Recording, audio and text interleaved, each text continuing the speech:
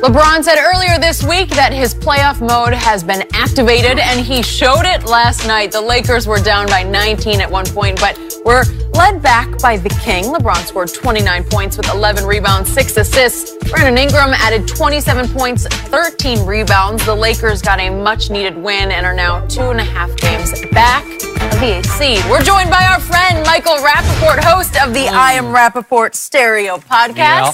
Now, you were here yesterday, Michael, and I'm not so What sure did I say? you were feeling confident about the Lakers. No, I wasn't. By the way, you know that laugh, that derisive laugh that you do? You deserve it today. Oh, yes. Can you do that? Let me hear I don't know.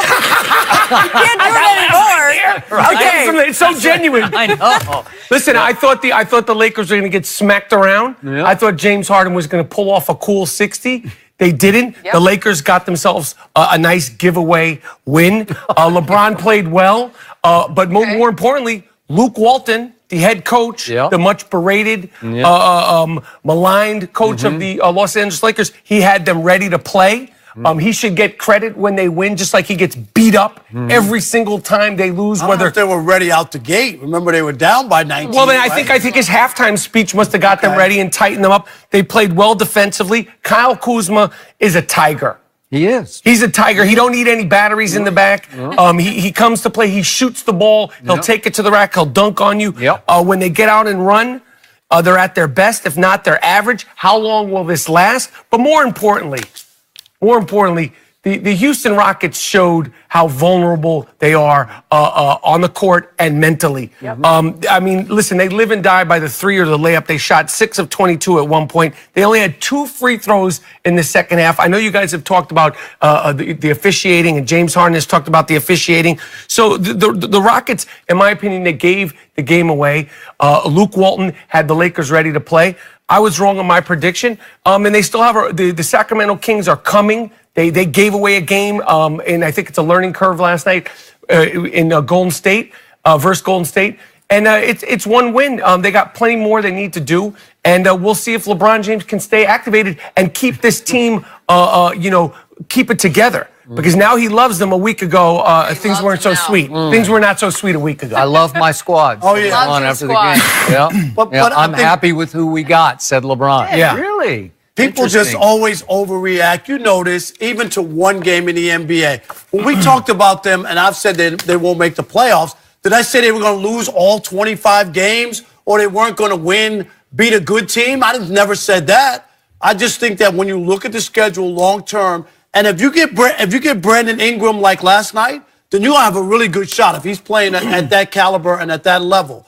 That was just an average LeBron game. There was nothing special. It wasn't activated. You know what I mean? I mean, he had 29, and he played fine. He was deactivated in the first half, activated in the second half. Yeah. But it wasn't like he put the league on notice. No. If he would have run over the Rockets and scored 50 points, and the Rockets or a cool 60. a cool 60, and they had no shot, Cool 60. then maybe I might say, wow, LeBron put the league on notice. Yeah. I didn't get that last night. LeBron had help. And the problem I've had with this team is I don't like the help because they're not consistent, because they've lost games to lower, inferior competition and stuff. So that's what makes me leery that are they going to win the easy games for sure that are on the schedule at New Orleans, at Memphis, and then a home game against New Orleans. They have to win all 3. Are they going to do that, or are they going to have a stinker or two? No, I don't think so. And that's the problem. So I said they would beat the Houston Rockets last night because I don't trust the Houston Rockets. They should have beaten them in that brawl game that, disintegrated into the spit game. It was a spit game, right? They should have won that game. LeBron did not close that deal when it was on a silver platter for him. Then without LeBron, they should have won in overtime at Houston. It shouldn't have even gone to Houston. I don't trust the Rockets psychologically. There's a mental deficiency, a weakness there where they don't have mental toughness. They went into the game thinking Scott Foster was going to job and rob them. He was going to get them in the end. They're up 19, and they fall completely apart. They shoot 3 for 18 from 3 over the last, quarter and a half of the game. We've seen it happen. We've seen it happen. So was I shocked by this? No. Do I think they're going to make the playoffs? I definitely do. back to Kyle Kuzma. If I can mix metaphors, he is a tiger with that dog in him because he's got cold blood, man. He's fearless. Yeah. Nothing. LeBron got after him on the bench. It didn't bother me because LeBron does this often, and maybe Kuzma deserved it because Kuzma's mind can wander on defense occasionally. And you know what? He listened and he took it and he went right back and kept doing what he does. He didn't go into his shell. He didn't shrink. And when they were down 19, Chris Paul hit a 3 with 6:57 left in the third quarter. They're down 19 at that point.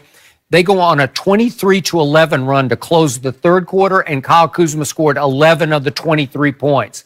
That's Tiger Dog. Yep. That's where you just say, no, I'm not going to let you do it to us in our house. And all of a sudden, it's a 7-point game in the fourth quarter, and Houston's looking for whistles. They live on whistles. They're the James Harden, most protected superstar, I think, in the history of the league. I've never seen anything like it. How many years have you covered the NBA? When did you start covering the NBA? Here, the Lakers in 76. Okay, so 1976. Wow. Do you remember a time where a team got no free throws in the final 20 minutes of a game? I'm sure it has happened, but you know not what I mean. in recent memory.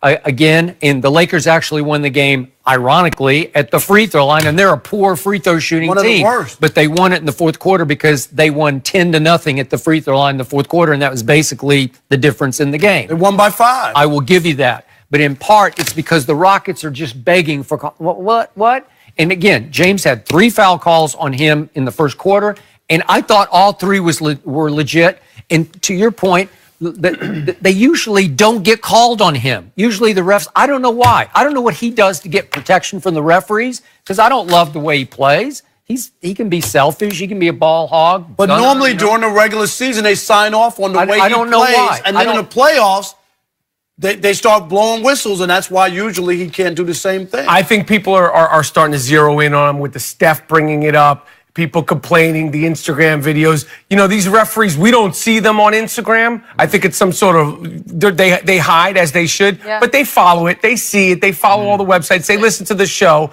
and they know that people have been complaining. And I think, listen, James Harden, he had a 30-point game, which we take for granted. He didn't play great, but I think the defenders, the good defenders, are starting to figure out ways to possibly slow him down in moments. Agree. They're stepping out on his step back, but he's still going to light you up. But listen, I predicted they were going to lose. I also came here and predicted that the Lakers are going to make the playoffs, and it was a good win. They got a lot of work to go, and that activation battery. Listen, batteries run out.